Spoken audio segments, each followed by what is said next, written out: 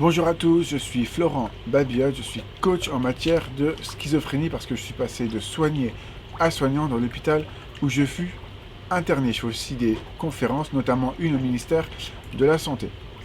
Aujourd'hui, je viens vous présenter une nouvelle vidéo sur les paliers en matière de schizophrénie.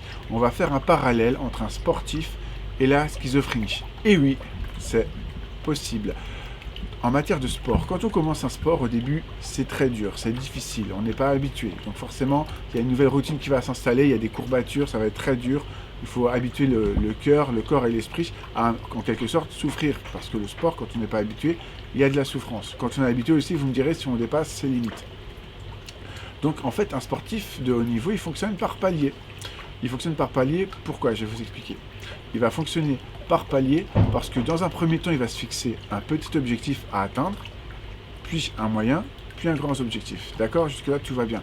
Mais il va aussi y avoir des paliers. C'est-à-dire que dans un premier temps, il va avoir du mal, par exemple, à obtenir son premier objectif. Par exemple, pour un coureur de 100 mètres, ça pourrait être de courir le 100 mètres, je sais pas moi, en 12 ou 13 secondes, ce qui est déjà pas si mal, hein, c'est déjà très bien. Les professionnels, ils font en moins de 10 secondes, donc 13 secondes, c'est déjà pas si mal. Ça va être un premier objectif. Le deuxième objectif, ça va être descendre en dessous de la barre des 12 secondes. Alors il va s'entraîner tous les jours, toutes les semaines, tous les mois.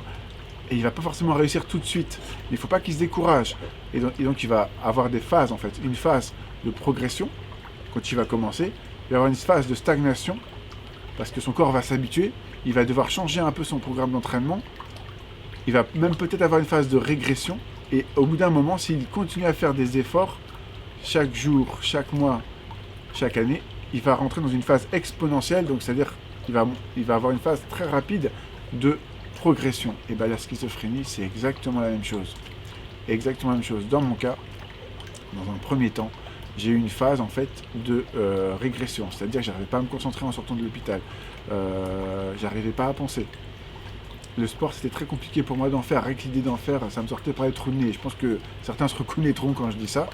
Et donc, du coup, c'était très difficile pour moi d'avoir un travail stable, puisque forcément, j'avais des difficultés de concentration, du moins à l'époque.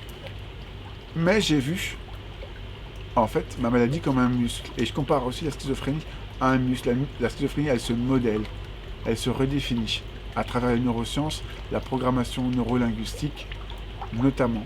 Comment vous pouvez faire pour remodeler la maladie? Quand vous avez des voix qui sont des voix négatives, qui sont des voix en fait, qui vous disent par exemple de faire des choses, ce genre de choses, hein, vous allez, si vous avez une voix négative, vous allez vous dire dans votre dialogue interne, vous allez vous dire une phrase positive. Par exemple, ça peut être, moi j'avais des voix qui me disaient ton père trompe ta mère.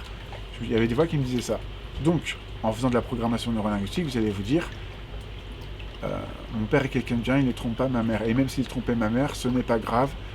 Voilà, je l'aime quand même. Donc vous voyez, vous transformez la phrase en quelque chose de positif. Donc vous remodelez cette phrase, donc vous remodelez vos neurones, parce qu'il faut bien savoir qu'à partir du moment où on pense quelque chose dans son cerveau, cela crée des chemins neuronaux dans nos cerveaux.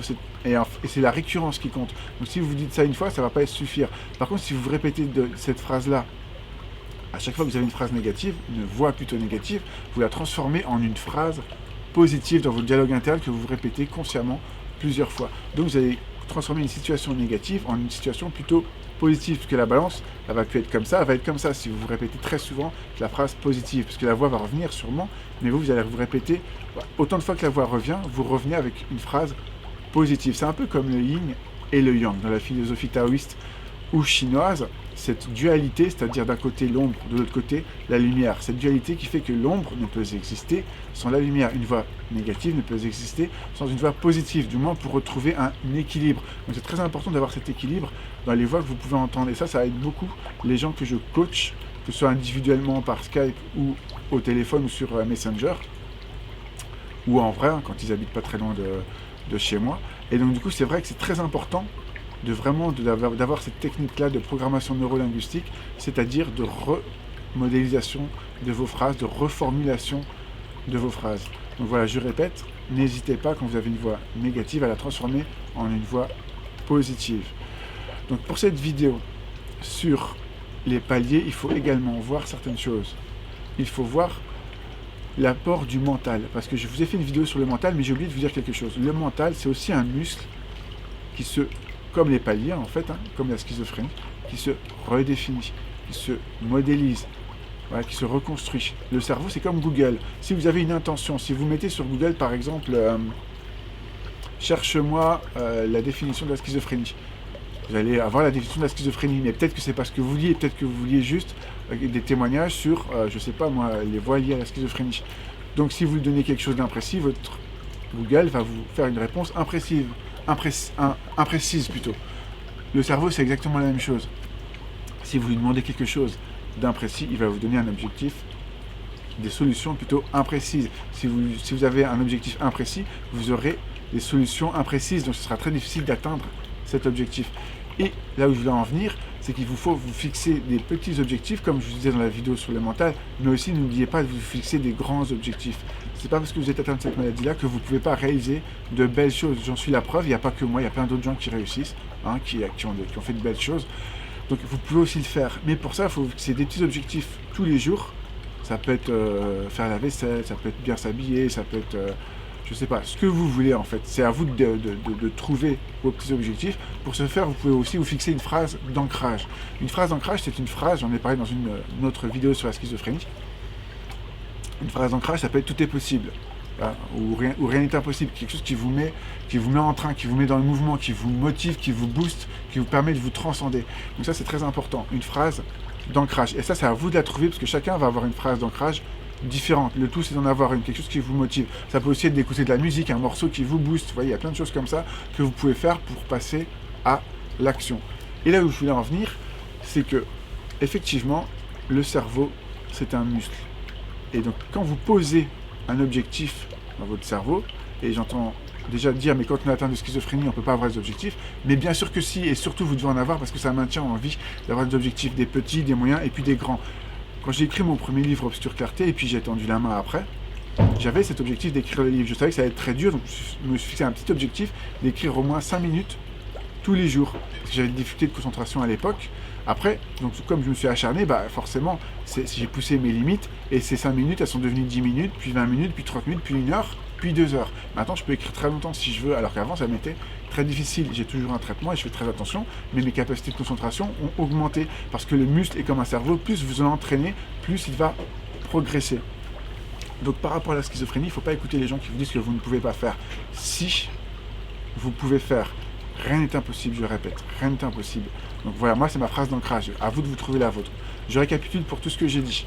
Donc dans un premier temps, ce qui est très important à faire en matière de schizophrénie, c'est de voir ça comme des paliers. Il ne faut surtout pas vous déprimer si vous n'arrivez pas à faire une chose un jour parce que la veille vous avez fait beaucoup de choses. On est dans une maladie où pour se motiver, des fois il faut se transcender. Donc vous allez faire peut-être une très belle chose une journée, et puis le lendemain vous êtes HS, vous n'avez plus d'énergie. C'est pas grave, vous vous reposez un petit peu, tranquillement, vous voyez ça la semaine prochaine, ou 2 ou 3 jours avant, c'est votre corps qui va vous dire, votre esprit, quand vous êtes mieux pour pouvoir avancer et être dans l'action. Et vous allez voir que le délai entre le moment où vous décidez de faire quelque chose et vous le faites, et le moment où vous voulez faire à nouveau quelque chose, ce délai-là, il va se raccourcir. Vous allez pouvoir faire de plus en plus de choses si vous vous accrochez. Et si vous ne vous découragez pas. Moi, j'ai connu ça. Quand je suis sorti de l'hôpital, j'ai fait une dépression pendant 2 ans. Je voulais rien faire. C'était très compliqué pour moi de me mettre dans le mouvement. Et c'est pas que je voulais rien faire. Je voulais faire, mais j'y arrivais pas. Je pense que certains connaissent ça. Et du coup, au bout des 2 ans, j'ai réussi à sortir progressivement de la dépression avec ces petits objectifs, ces moyens objectifs, puis ces grands objectifs. Donc, voyez la schizophrénie comme un palier et ne vous découragez pas. Un palier vers autre chose. Il faut penser que cette maladie-là, ça peut aussi être une force créative. Souvent, ça touche des gens qui sont très intelligents et vous en faites partie, j'en suis sûr. Donc, voyez cette maladie comme une force et non un handicap. Ça change beaucoup de choses, notamment par rapport à la perception. Pour ceux qui s'intéressent, j'ai fait une vidéo sur la perception de la schizophrénie, vous pouvez aller la voir. Donc, voilà, il faut voir la schizophrénie comme des paliers. Il faut voir ça comme un muscle qui se remodèle, qui se redéfinit. Il faut aussi que vous ayez en conscience que c'est le yin et le yang quelque part. D'un côté, vous avez des voix négatives, vous allez les transformer en des phrases positives, d'accord, pour avoir un équilibre très important. Quand l'équilibre est instable, forcément votre esprit et votre cœur ils vont être instables. Si l'équilibre il est entre le yin et le yang, il est constant, vous allez être plus stabilisé, vous allez être mieux, vous allez tendre vers un rétablissement. D'accord? Donc voilà ce qu'on a vu, et on a vu également que le cerveau il fonctionne comme Google. Si vous lui posez un objectif précis il va vous donner des solutions précises. Si vous lui fixez un objectif flou, il va vous donner des objectifs flous. Donc n'oubliez pas, c'est pas parce que vous êtes atteint de cette maladie que vous ne pouvez pas faire de grandes choses et rien n'est impossible. À très bientôt pour de nouvelles vidéos et de nouvelles aventures.